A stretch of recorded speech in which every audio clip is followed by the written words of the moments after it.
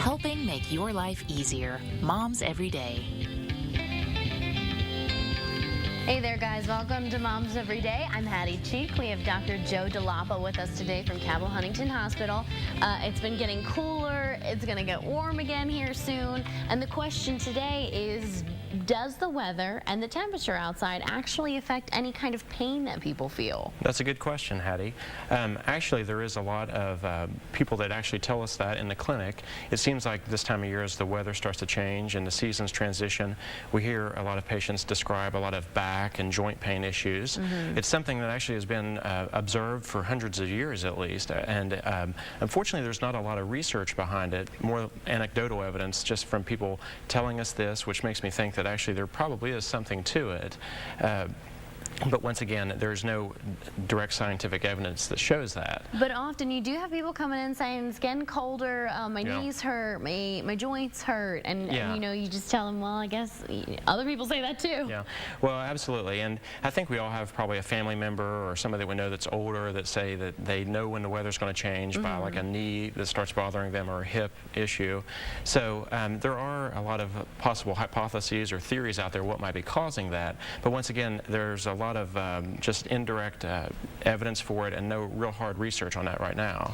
What about any other seasonal changes? Does that affect pain in any kind of way? Yeah, I mean, there are several things that are the most probable, and probably the biggest proponent they think is the barometric pressure changes. Okay. So the barometric pressure, as you may be aware, is the atmospheric pressure that surrounds us, or the air pressure. Yeah. And a lot of times when a storm front moves in, the pressure will drop, and the thought, hypothetically, is that perhaps somebody who has a very inflamed joint, perhaps a knee or a shoulder or elbow, that would actually allow for some expansion of that joint.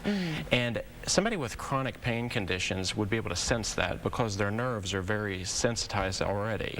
So little subtle changes on a microscopic level actually would allow that to occur, and other people don't even ever notice that. So that's why it's really difficult to pin down exactly what causes. But some other possible changes that typically occur as the seasons change are the day and night cycle change somewhat, and that circadian rhythm that your body has is thrown off a little bit, so that can potentially throw off your sleep pattern. And if you don't get proper sleep, you may be more fatigued. If it's cold outside, typically the cold temperature can cause some degree of contraction of the tendons in your body. And you know, it's something you're less apt to go out and exercise in the colder weather. So just a combination of all those can cause increased pain.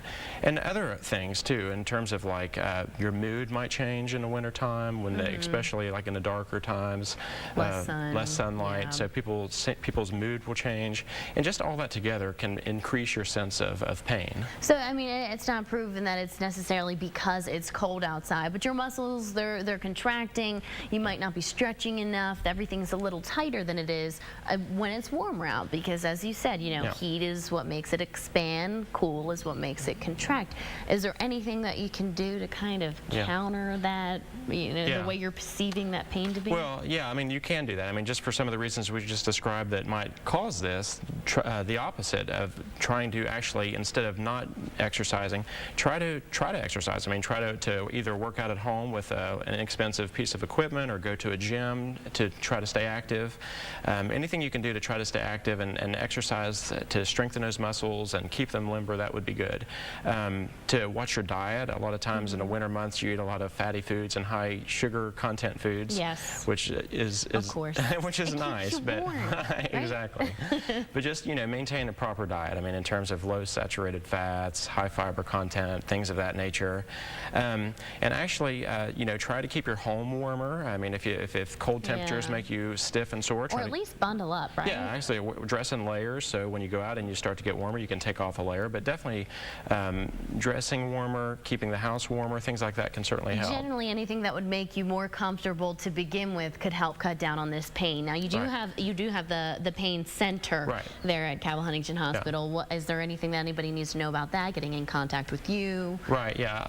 Definitely. The pain center at Cabell would be a great option if some of the recommendations we just talked about didn't work. I mean, you could certainly be referred to us. We would set you down with ourselves with my partner and I, Dr. Osturk, and we could talk with you one-on-one, trying to come up with a treatment plan to try to improve your pain, either through physical therapy or even psychological counseling if you were having depression. We do a lot of interventions. There we go. So if you need any more information, you can just head to our website, WSAZ.com. You click on that Moms Everyday tab so you can rewatch the interview, get all the info that you need there. Also, make sure you download our new app. Thanks for being with us.